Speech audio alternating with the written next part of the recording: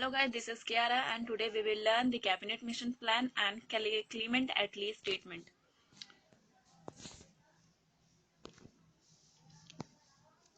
When the Cripps Mission and Rajgopalachari formula got failed to resolve the deadlock between the Indian National Congress and the Muslim League.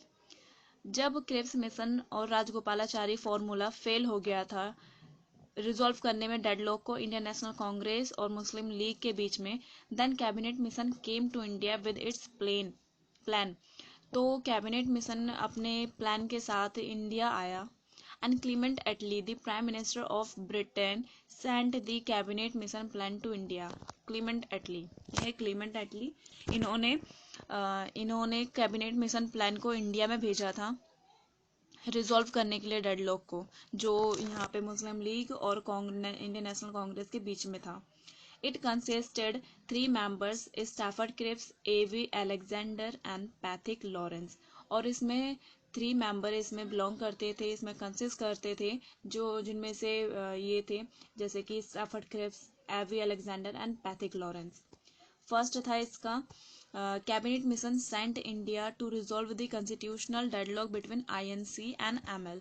मतलब ये कि cabinet mission को इसलिए भेजा गया था ताकि वो कॉन्स्टिट्यूशनल डेडलॉक को रिजॉल्व कर सके इंडियन नेशनल कांग्रेस और मुस्लिम लीग के बीच में फॉर पावर ट्रांसफर। और सेकंड ये था उनका एम कि वो पावर ट्रांसफर करने के लिए आए थे।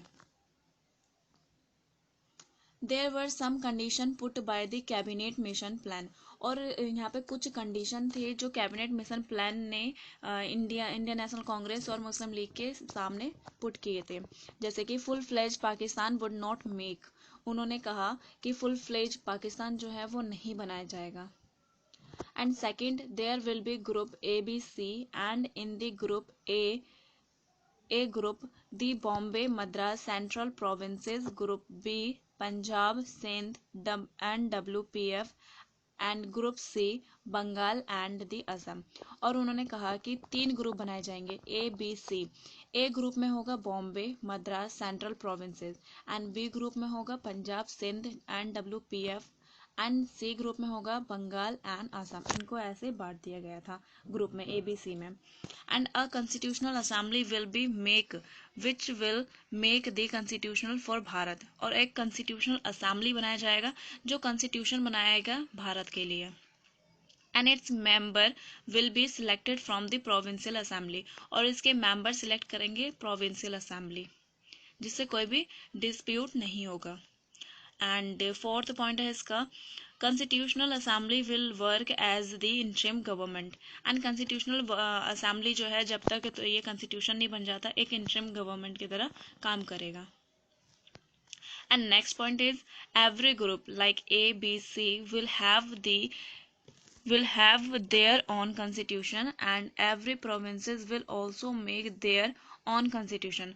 और यहाँ पे ये भी बोला गया था कि ABC इन तीनों के पास ही अपने अपने constitution होंगे और हर province जो है वो अपना एक constitution बनाएगा। And then 3 group will make one constitution which will be known as the union constitution। और तीनों जो ग्रुप है वो मिलके एक कॉन्स्टिट्यूशन बनाएंगे जिसको यूनियन कॉन्स्टिट्यूशन के नाम से जाना जाएगा। जैसे कि मैं आपको बता देती हूँ कि 3 ग्रुप होंगे ABC, जिसमें मैंने आपको बताया था कि पहले में होगा बॉम्बे मद्रास सेंट्रल प्रोविंसेस, दूसरे में Punjab Sindh and WPF and तीसरे में बंगाल एंड द असम। पहले तो तीनों का ABC, इन तीनों का अलग अलग कॉन्स्टिट्यूशन होगा, ठीक है। फिर ये तीनों मिलकर एक कॉन्स्टिट्यूशन बनाएंगे जिसको कहा जाएगा यूनियन कॉन्स्टिट्यूशन, ठीक है। And 6 point is residuary power will keep in the hand of the provinces. और जो रेजिड्यूरी पावर होगा वो प्रोविंसेस के हाथ में होगा। Next point is princely states would not need to stay under the British paramountcy. अब जो प्रिंसली स्टेट है उनको जरूरत नहीं है कि वो ब्रिटिश पैरामाउंटसी के अंडर है, ब्रिटिश पैरामाउंटसी मतलब उनके कंट्रोल में रहे, ठीक है। They can go with the successful government और they can sign an agreement with the British government. उन्होंने कहा कि जैसे प्रिंसली स्टेट है उनको ज़रूरत नहीं है कि अब ब्रिटिश पैरामाउंटसी के अंदर है, वो या तो सक्सेसफुल गवर्नमेंट के साथ जा सकती है, ठीक है, या तो कोई एग्रीमेंट कर सकती है ब्रिटिश गवर्नमेंट के साथ।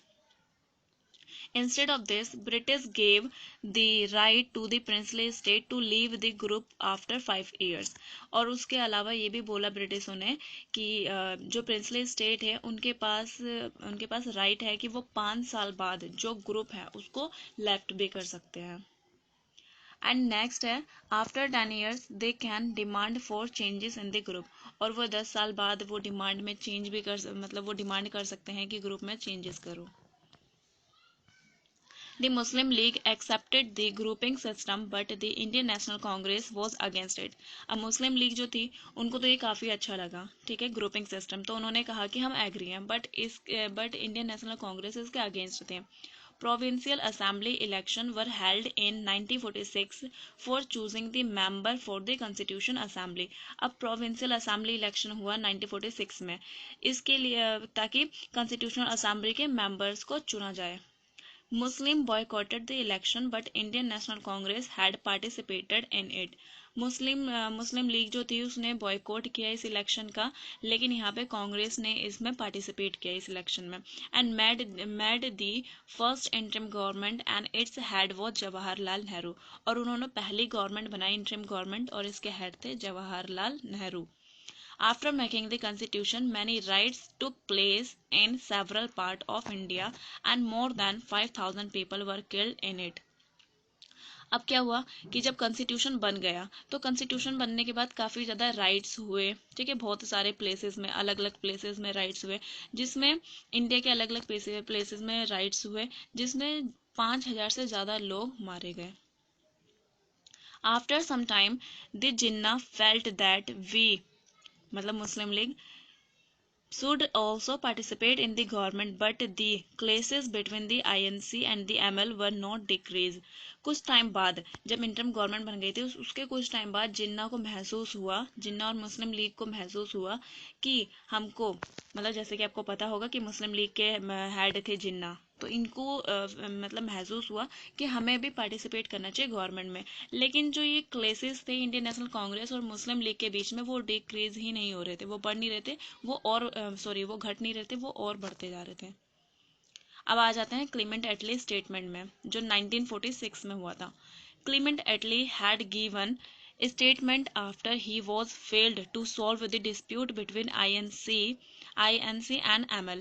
क्लीमेंट एटली ने एक स्टेटमेंट दिया जब जो कैबिनेट प्लान था जब वो फेल हो गया था डिस्प्यूट को सॉल्व करने में आईएनसी और एमएल के बीच में सॉरी, ठीक है, Indian National Congress and Muslim League के बीच में.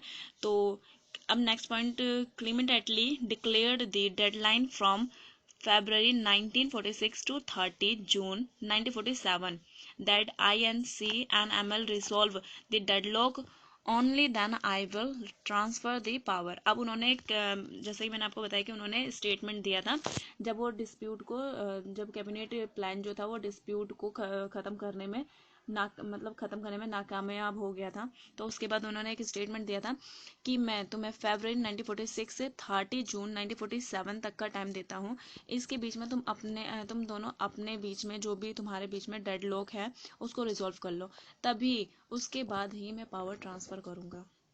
नेक्स्ट पॉइंट है but after some time the Lord Mountbatten became the new viceroy of India and he brought the plan for the India to resolve the deadlock between them.